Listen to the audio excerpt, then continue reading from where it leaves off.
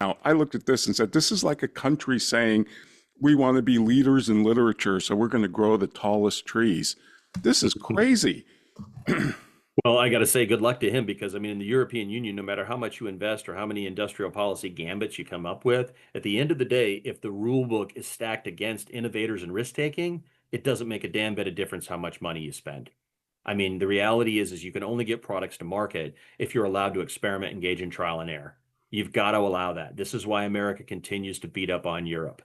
I mean, Europeans not only don't learn that lesson, but they've doubled down on that stupidity. They just basically try to throw the book at American companies and like fine them and regulate them out of existence. But here, guys, is the greatest irony of that.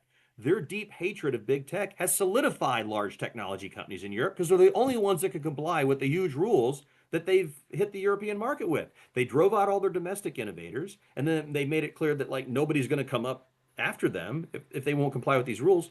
It's only like Meta and Google and Apple and Tesla that can comply with that kind of stuff. So what an unbelievable, instructive case story for public policy about how not to do things because of unintended consequences of well-intentioned regulation. Right. And just to be clear, Christian Klein here is taking the EU for task. He thinks this is really stupid Yeah, because he says we're still going to be dependent on the component right. parts Yeah. from the other And countries. and they're not willing to change the regulations, right? So all of that money is just going to be wasted.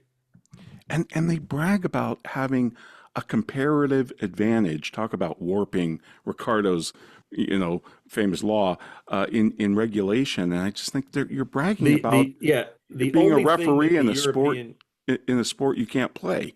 yeah, the only thing the European Union is exporting now on the digital technology front is red tape.